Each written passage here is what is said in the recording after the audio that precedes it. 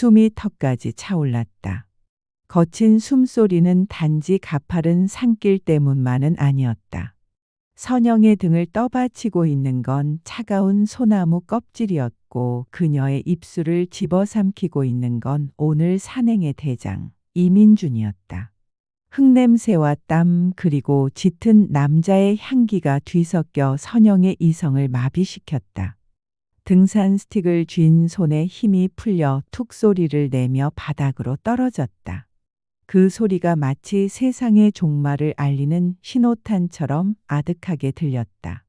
하, 선영 씨, 정말 미치게 하는군. 민준의 목소리는 땀에 젖은 채였지만 그 안에 담긴 열기는 선영의 귓가를 뜨겁게 달궜다. 그녀는 남편이 아닌 다른 남자의 품에 안겨 있었다.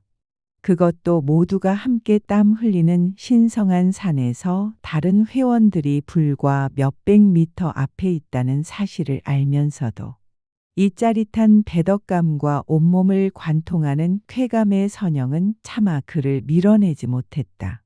오히려 기다렸다는 듯이 그의 목을 감싸 안았다. 이럴 줄 알았다.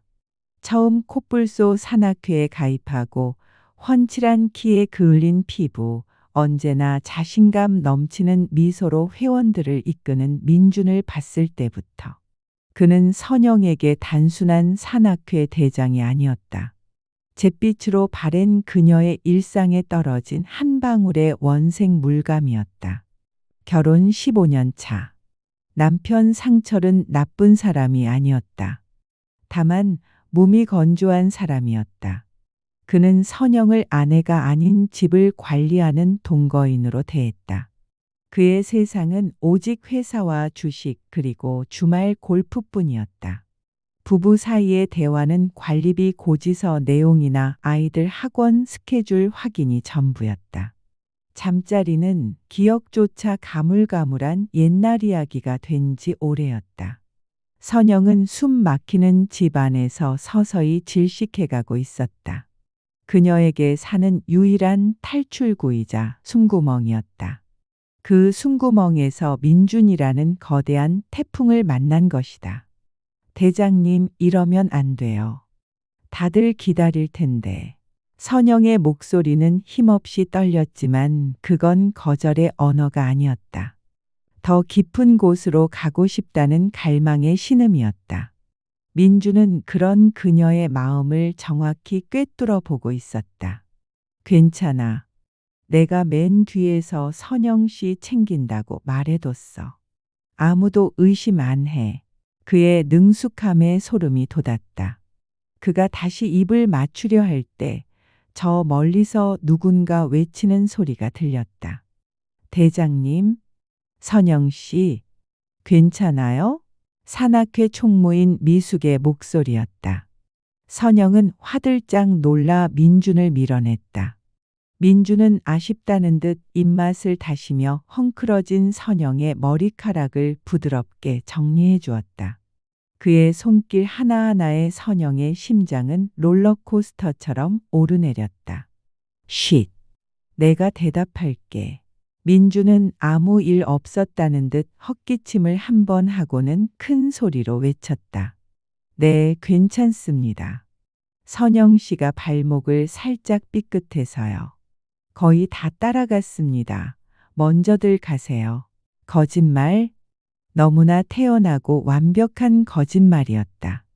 선영은 자신의 발목을 내려다보았다. 멀쩡했다.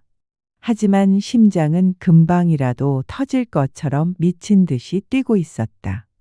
방금 전의 키스는 단순한 실수가 아니었다. 그것은 앞으로 벌어질 모든 일들의 격렬한 서막이었다. 선영은 떨리는 다리를 애써 진정시키며 땅에 떨어진 스틱을 주워 들었다. 그녀의 귓가에는 아직도 민준의 숨소리와 심장 박동이 벼랑 끝에 메아리처럼 맴돌고 있었다. 모든 것은 석 달 전 선영이 처음 산악회에 나갔던 날로 거슬러 올라간다. 폐경기가 가까워지자 의사는 꾸준한 운동을 권했고 집과 헬스장만 오가던 무료한 일상에 지친 선영은 동네 게시판에 붙은 산악회 회원 모집 공고를 보고 큰맘을 먹었다. 첫 산행지는 관악산이었다. 낯선 사람들 사이에서 어색하게 서 있던 선영에게 처음 말을 걸어준 사람이 바로 민준이었다. 처음 오셨나 봐요? 등산화 끈 그렇게 매면 하산할 때 발가락이 아플 수 있어요. 그는 자연스럽게 무릎을 굽히고 앉아 선영의 등산화 끈을 다시 매주었다. 투박하지만 단단한 그의 손이 발목에 스쳤을 때 선영은 저도 모르게 얼굴이 붉어졌다. 남편 상철에게서는 단 한 번도 받아보지 못한 종류의 세심함이었다. 고맙습니다. 천만에요. 제 이름은 이민준입니다. 이 산악회 대장이죠. 힘든 거 있으면 언제든 말해요. 그는 씩 웃어 보였다. 햇살을 받아 건강하게 그을린 얼굴과 하얀 치아가 유난히 돋보였다. 그 순간부터 선영의 눈은 자꾸만 민준의 등을 쫓았다. 가파른 오르막에서 힘들어하는 회원을 뒤에서 밀어주고 위험한 바위 구간에서는 먼저 올라가 손을 내밀어주는 그의 모습은 든든하기 그지없었다. 그는 산의 지배자처럼 보였다. 그날 하산 후 막걸리 집에서 뒤풀이가 있었다. 시끌벅적한 분위기 속에서 선영은 겉돌고 있었다. 그때 민준이 그녀의 옆자리로 와 앉았다. 오늘 산행 어땠어요? 할만했나요? 네, 조금 힘들긴 했는데 대장님이 잘 이끌어 주셔서요. 선영 씨 체력 좋던데요. 꾸준히 나오면 에이스 되겠어요. 칭찬에 인색한 남편과 살던 선영에게 그의 말 한마디 한마디는 달콤한 꿀물 같았다. 그날 밤 민준에게서 문자 메시지가 왔다. 오늘 고생 많으셨습니다. 다음 주 도봉산 산행 때 또 뵀으면 좋겠네요. 대장 이민준.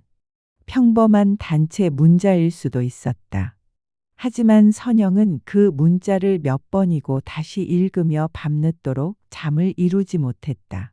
다음 날 아침 무심하게 신문을 보고 있는 남편 상철의 뒷모습을 보며 선영은 처음으로 낯선 감정을 느꼈다. 곁에 있는 남편이 너무나 멀게 느껴졌다. 그 후로 선영은 단 한 번도 산행에 빠지지 않았다. 민준과 더 많은 시간을 보내고 싶다는 욕망이 그녀를 산으로 이끌었다. 민준의 관심은 노골적으로 변해갔다. 그는 산행 중 유독 선영의 곁을 맴돌았다. 선영 씨, 물 좀 마셔요. 탈수 오겠네. 그가 건네는 물통을 받아들 때 손가락이 스치면 온몸에 전기가 흐르는 것 같았다. 이 구간은 길이 험해요. 내 손 잡고 와요. 한 번 잡은 손은 좀처럼 놓아주지 않았다. 그의 손바닥에서 전해지는 굳은 살의 감촉과 뜨거운 온기가 선영의 가슴을 뛰게 했다. 변화는 산에서만 그치지 않았다. 그들의 문자는 점점 사적인 내용으로 채워졌다. 남편분은 주말에 집에 없나 봐요? 네, 거의 골프 약속이 있어서 늘 혼자예요. 저런 외롭겠네요.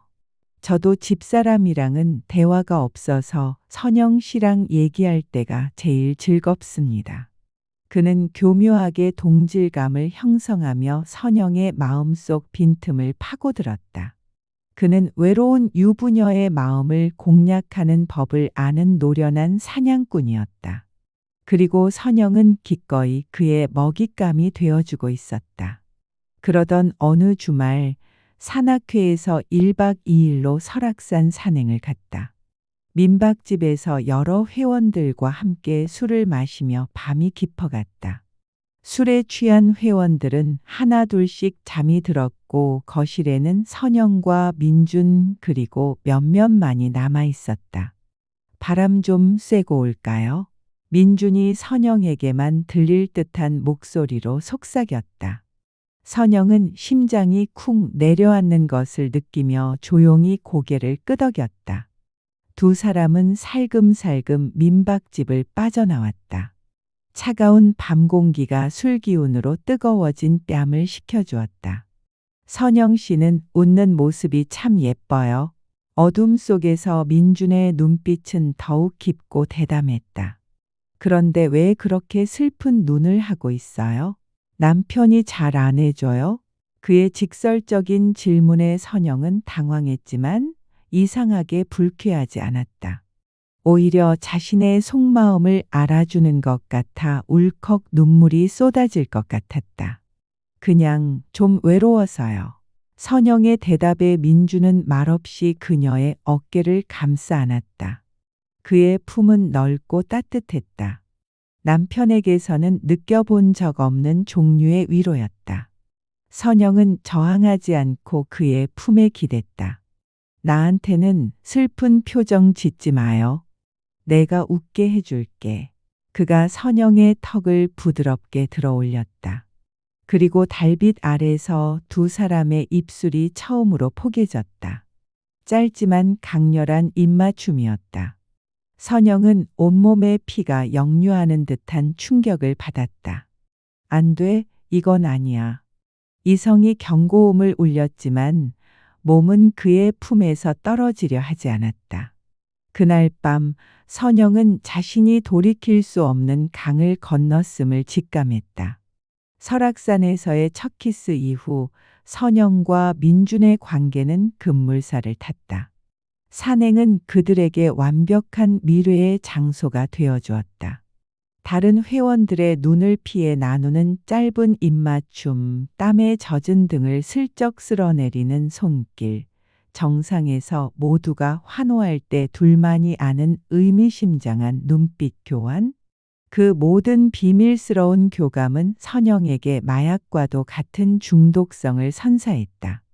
그리고 오늘 북한산에서의 키스는 그들의 관계를 새로운 차원으로 끌어올린 신호탄이었다.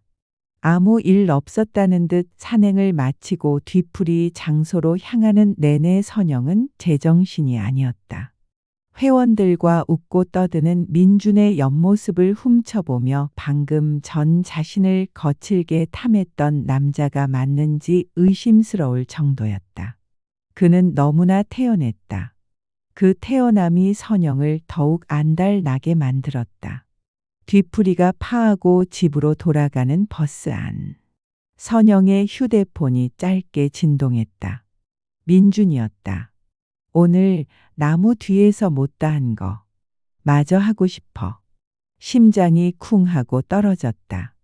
짧은 문자였지만 그 안에 담긴 노골적인 욕망의 선영은 아랫배가 짜릿해지는 것을 느꼈다. 어떻게요? 뻔히 알면서도 묻는 자신이 우스웠다. 다음 주 평일 시간 괜찮아요? 둘이서만 가는 산행. 아무도 모르는 나만의 장소가 있는데. 선영의 손가락이 떨렸다. 남편에게는 친구와 수목원에 간다고 거짓말을 해야 했다. 아이들 학교와 학원 스케줄을 확인했다. 모든 것이 완벽하게 맞아떨어졌다. 이것은 운명일까? 아니면 파멸로 가는 급행열차일까? 선영은 망설임 끝에 답장을 보냈다. 네, 좋아요. 약속한 화요일. 선영은 몇 년 만에 가장 공들여 화장을 하고 옷장 깊숙이 넣어두었던 화사한 색의 등산복을 꺼내 입었다. 거울 앞에 선 자신의 모습이 낯설면서도 생기 있어 보였다. 남편에게는 친구와 점심 약속이 있다며 태연하게 거짓말을 하고 집을 나섰다. 심장이 미친 듯이 뛰었지만 두려움보다는 설렘이 더 컸다. 약속 장소에 도착하자 민준의 SUV 차량이 기다리고 있었다. 조수석 문을 열고 타자 그가 기다렸다는 듯 선영의 뒷목을 잡아 끌어 깊게 입을 맞췄다. 아침부터 굶주렸던 맹수처럼 거칠고 집요한 키스였다. 보고 싶어 죽는 줄 알았어. 한참 만에 입술을 뗀 그가 선영의 귓가에 속삭였다. 선영은 그의 품에 안겨 가쁜 숨을 몰아쉬었다. 그들이 도착한 곳은 인적이 드문 작은 산의 입구였다. 민주는 익숙하게 좁은 등산로로 선영을 이끌었다. 30분쯤 올랐을까 그는 등산로를 벗어나 숲속으로 들어갔다. 어디 가는 거예요? 따라와 봐. 환상적인 곳이 있어. 그를 따라 들어간 숲속 깊은 곳에는 작은 폭포와 함께 아담한 공터가 나타났다. 마치 세상과 단절된 둘만의 비밀 정원 같았다. 와, 이런 곳이 있었다니. 선영이 감탄하며 주변을 둘러보는 사이 민준이 뒤에서 그녀를 와락 껴안았다. 그의 단단한 가슴이 등에 맞닿았다. 여기서는 아무도 우릴 방해하지 않아. 그가 선영의 귓볼을 잘근잘근 씹으며 속삭였다. 선영의 몸이 나른하게 풀렸다. 그는 선영의 몸을 돌려 세우고는 다시 뜨겁게 입을 맞췄다. 키스는 점점 깊어졌고 그의 손은 이제 거침이 없었다. 등산복 지퍼를 내리는 그의 손길에 선영은 가늘게 신음하며 눈을 감았다. 차가운 산 공기와 그의 뜨거운 체온이 극명한 대조를 이루며 온몸의 감각을 깨웠다. 나뭇잎 사이로 부서지는 햇살, 졸졸 흐르는 계곡물 소리, 그리고 두 사람의 거친 숨소리만이 고요한 숲을 채웠다. 민주는 선영을 이끌어 폭포 옆에 부드러운 이끼가 깔린 바위 위에 눕혔다. 그는 굶주린 늑대처럼 그녀의 모든 것을 탐했다. 선영은 이 순간만큼은 남편도, 아이도, 세상의 시선도 모두 잊었다. 오직 민준이라는 남자와 그의 안에서 터져나오는 원초적인 쾌감에만 집중했다. 15년간 잠들어 있던 여자의 본능이 화산처럼 폭발했다. 비명에 가까운 교성이 터져 나왔지만 울창한 숲이 모든 소리를 집어삼켰다. 그들은 마치 세상의 첫 남자와 여자처럼 서로의 몸을 격렬하게 원하고 또 원했다. 모든 것이 끝나고 두 사람은 한참 동안 서로를 껴안은 채 숨을 골랐다. 선영의 온몸은 땀과 쾌감의 흔적으로 번들거렸다. 민준이 헝클어진 그녀의 머리카락을 쓸어 넘기며 말했다. 이제 당신 나한테서 절대 못 벗어나. 그의 말이 맞았다. 선영은 이미 민준이라는 늪의 발목까지 깊숙이 빠져버렸다. 집으로 돌아오는 차 안, 선영은 창밖을 보며 생각했다. 오늘 그녀가 오른 것은 단순한 산이 아니었다. 다시는 내려올 수 없는 쾌락과 파멸의 아찔한 능선이었다. 그날 이후 선영의 삶은 두 개로 나뉘었다. 남편과 아이들 앞에서는 여전히 무미건조한 아내이자 엄마였지만 민준과 함께일 때는 뜨거운 욕망을 숨기지 않는 여자였다. 그들의 미래는 점점 더 대담해졌다. 평일 낮 인적이 드문 산속은 그들의 완벽한 놀이터가 되었다. 때로는 민준의 차 안에서, 때로는 산악회 비품을 둔다는 명목으로 그가 얻어놓은 작은 창고에서 은밀한 만남을 가졌다. 선영은 거짓말에 능숙해졌다. 친구 모임, 문화센터 강의, 백화점 쇼핑 등 그녀의 알리바이는 날이 갈수록 정교해졌다. 남편 상철은 아내의 변화를 전혀 눈치채지 못했다. 오히려 가끔씩 생기 있어 보이는 아내의 모습에 요즘 운동하더니 보기 좋네 라는 무심한 칭찬을 던질 뿐이었다. 그 칭찬을 들을 때마다 선영은 죄책감보다는 짜릿한 승리감을 느꼈다. 하지만 세상에 완벽한 비밀은 없는 법. 위기는 예상치 못한 곳에서 찾아왔다. 산악회 총무인 미숙이었다. 그녀는 평소에도 회원들의 일거수일투족에 관심이 많고 입이 가벼운 편이었다. 어느 주말 산행, 민주는 여느 때처럼 선영의 뒤를 챙겼다. 힘든 구간에서 허리를 받쳐주거나 손을 잡아주는 것은 이제 그들만의 자연스러운 스킨십이었다. 그런데 그 모습을 멀리서 지켜보던 미숙의 눈초리가 심상치 않다는 것을 선영은 느꼈다. 그녀의 눈에는 단순한 호의가 아닌 의심과 질투가 뒤섞여 있었다. 뒤풀이 자리에서 미숙이 술잔을 채워주며 선영에게 넌지시 말을 걸었다. 선영 씨, 대장님이 유독 예뻐하는 것 같아. 둘이 뭐 있어? 장난스러운 말투였지만 그 안에는 가시가 박혀 있었다. 에이, 무슨 소리예요. 신입 회원이라 더 챙겨주시는 거겠죠. 선영은 애써 태연하게 웃어넘겼지만 심장이 철렁 내려앉았다. 그날 이후 미숙의 감시는 더욱 노골적이 되었다. 선영과 민준이 잠시라도 함께 서서 이야기하면 어느새 다가와 대화에 끼어들었고 산행 중에도 끈질기게 그들 주변을 맴돌았다.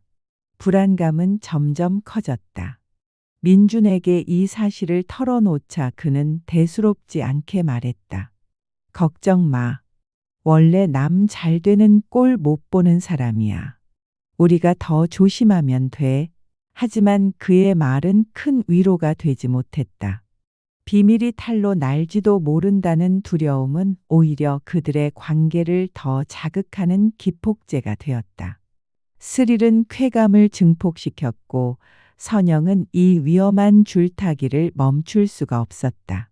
그러던 어느 날 결정적인 사건이 터졌다. 남편 상철이 갑자기 주말 골프 약속을 취소하고 집에 머물렀다. 그날은 마침 산악회 정기 산행이 있는 날이었다. 오늘 산에 안 가? 소파에 누워 TV를 보던 상철이 무심하게 물었다. 가야지. 근데 오늘은 좀 늦게 출발해도 돼서. 선영이 어색하게 대답하며 산행 준비를 하는 동안에도 휴대폰은 쉴 새 없이 울렸다. 전부 민준에게서 온 메시지였다. 왜 안 와? 무슨 일 있어? 남편이 집에 있어. 오늘 못 갈 것 같아. 뭐? 일단 알았어. 산행 끝나고 연락할게. 민준의 실망감이 화면 너머로 전해지는 듯했다.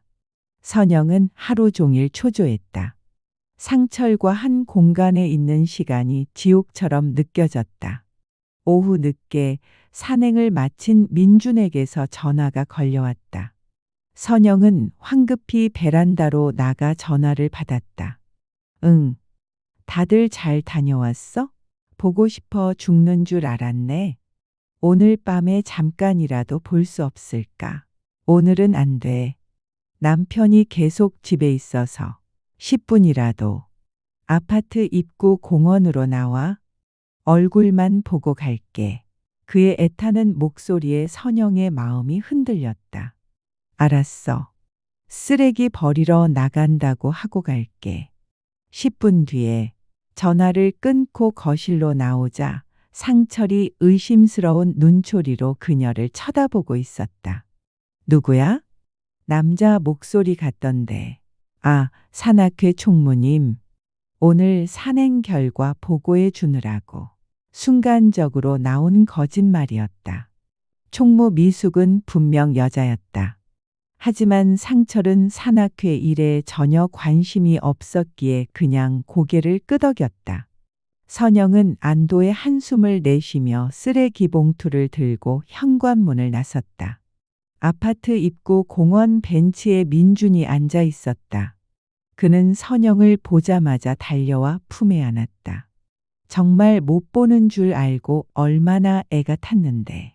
나도 보고 싶었어. 두 사람이 애틋하게 서로를 바라보며 손을 잡고 있을 때였다. 어머, 선영 씨 아니야? 여기서 뭐해요? 익숙한 목소리에 고개를 돌리자 미숙이 반려견을 산책시키며 그들 앞에 서 있었다. 그녀의 시선은 선영과 민준이 맞잡은 손에 정확히 꽂혀 있었다. 아, 미숙 씨. 산책 나왔구나. 선영은 황급히 손을 뺐지만 이미 늦었다. 대장님은 여기까지 어쩐 일이세요? 우리 아파트 사시는 것도 아닌데. 미숙의 목소리는 뱀처럼 차가웠다. 민준이 당황하며 둘러댔다. 아, 근처에 볼 일이 있어서 왔다가 선영 씨가 쓰레기 버리러 나오셨길래 잠깐 인사만 했습니다. 그러시구나. 근데 두 분 아까 손은 왜 그렇게 꼭 잡고 계셨어요? 누가 보면 부부인 줄 알겠네. 미숙은 비웃음을 흘리며 그들 사이를 지나쳐 갔다. 선영의 얼굴은 새하얗게 질려 있었다. 모든 것을 들켜버렸다. 이제 산악회의 소문이 퍼지는 것은 시간 문제였다. 파국이 코앞까지 다가온 것이다. 그날 이후 선영은 지옥 같은 나날을 보냈다. 미숙이 언제, 어디서, 누구에게 자신들의 관계를 폭로할지 모른다는 불안감에 잠을 설쳤다. 산악회 단체 채팅방에 새로운 메시지가 뜰 때마다 심장이 내려앉았다. 민주는 오히려 담담했다. 소문나면 그냥 우리 관계 인정하면 돼. 뭐가 문제야. 그는 무책임할 정도로 낙천적이었다. 하지만 선영은 그럴 수 없었다. 그녀에게는 가정이 있었다. 결국 올 것이 오고야 말았다. 며칠 뒤 상철이 싸늘한 표정으로 퇴근했다. 그는 거실 소파에 선영을 앉혀놓고 휴대폰을 내밀었다. 화면에는 산악회 단체 채팅방의 대화 내용이 떠 있었다. 누군가 익명으로 올린 글이었다. 우리 산악회 대장님, 유부녀 회원이랑 바람난 거 다들 아시나요? 맨날 둘이 붙어 다니고 밤에 아파트 앞에서 손잡고 있는 것도 봤네요. 쯧쯧. 그 글 밑에는 미숙을 포함한 몇몇 회원들의 동조하는 댓글이 달려 있었다. 어쩐지 둘이 이상하더라니. 가정이 있는 사람들이 어떻게 그럴 수가. 이거 당신 얘기야? 상철의 목소리는 분노로 낮게 가라앉아 있었다. 선영은 아무 말도 할 수 없었다.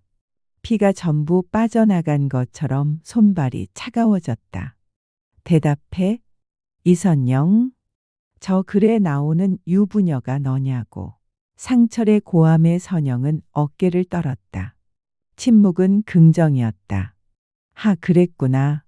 어쩐지 요즘 얼굴에 화색이 돈다 했더니 다른 놈 만나서 몸 섞고 다니느라 그랬던 거였어? 그의 입에서 나온 상스러운 말들이 비수처럼 선영의 가슴에 박혔다. 당신이 나한테 어떻게 이럴 수 있어? 내가 뭘 그렇게 잘못했는데. 잘못? 당신은 나를 여자로 봐주긴 했어?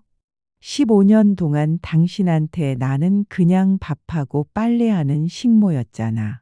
처음으로 선영은 남편에게 소리쳤다. 억눌려왔던 서름과 분노가 한꺼번에 터져나왔다. 뭐? 이 여자가 미쳤나? 바람 피운 주제에 어디서 큰 소리야. 상철의 손이 허공을 갈랐다. 짝! 하는 날카로운 소리와 함께 선영의 고개가 돌아갔다. 왼쪽 뺨이 불에 댄 것처럼 뜨거웠다. 눈물이 왈칵 쏟아졌다. 그날 밤 집은 전쟁터가 되었다. 온갖 욕설과 비난이 오갔고 접시 깨지는 소리가 들렸다. 결국 상철은 당장 이혼해. 위자료 한 푼도 못 줘. 라는 말을 남기고 집을 나가버렸다. 선영은 텅 빈 거실에 주저앉아 한참을 울었다. 모든 것이 끝났다. 그녀가 지키려 했던 위태로운 가정은 산산조각 나버렸다. 선영은 마지막 지푸라기라도 잡는 심정으로 민준에게 전화를 걸었다. 나 남편한테 다 들켰어. 이혼하자고 하고 집 나갔어. 수화기 너머로 잠시 침묵이 흘렀다. 선영이 기대했던 괜찮아, 내가 있잖아라는 말은 들려오지 않았다.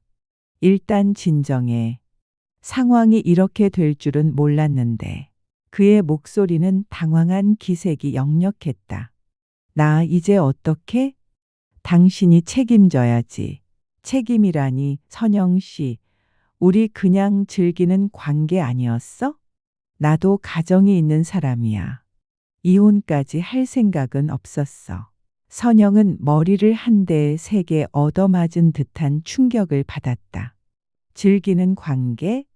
그는 처음부터 끝까지 가벼운 불장난으로 생각했던 것이다. 자신만이 모든 것을 걸고 이 위험한 사랑에 뛰어들었다. 뭐라고? 미안해. 당분간 연락하지 말자. 나도 아내한테 뭐라고 설명해야 할지 일단 전화 끊을게. 또 차가운 신호음이 선영의 절망을 비웃는 듯했다. 선영은 휴대폰을 떨어뜨리고 허탈하게 웃었다. 모든 것을 잃었다. 남편, 가정, 그리고 사랑이라고 믿었던 남자까지. 그녀에게 남은 것은 아무것도 없었다. 며칠 후 선영은 이삿짐 센터 트럭에 실려 나가는 자신의 짐을 멍하니 바라보았다. 상철은 변호사를 통해 이혼 서류를 보내왔고 그녀는 모든 것을 포기한 채 도장을 찍었다. 아이들은 당연히 상철이 맡기로 했다. 바람 피운 엄마를 따라 나설리 만무했다. 작은 원룸을 얻은 선영은 며칠 동안 멍하니 천장만 바라보며 지냈다. 문득 창밖을 보니 멀리 북한산의 능선이 보였다. 한때 그 산은 그녀에게 짜릿한 해방구요, 뜨거운 미래의 장소였다. 하지만 이제는 모든 것을 앗아간 파멸의 상징처럼 느껴졌다. 선영은 자리에서 일어났다. 먼지 쌓인 등산 가방을 열어 등산화와 스틱을 꺼냈다. 그리고 홀로 산을 향해 걸어갔다. 예전처럼 누군가에게 잘 보이기 위한 화장도, 화사한 등산복도 없었다. 땀에 젖어도 상관없는 낡은 티셔츠 차림이었다. 가파른 오르막을 오르며 숨이 턱까지 차올랐다. 심장이 터질 것 같았지만 멈추지 않았다. 흐르는 것이 땀인지 눈물인지 분간이 가지 않았다. 민준과 처음 키스했던 소나무 앞에서 그녀는 잠시 멈춰섰다. 그리고 비웃음을 흘렸다. 한참을 올라 드디어 정상에 섰다. 세찬 바람이 그녀의 뺨을 때렸다. 탁 트인 서울의 전경이 발 아래로 펼쳐졌다. 그곳에서 선영은 오랫동안 울었다.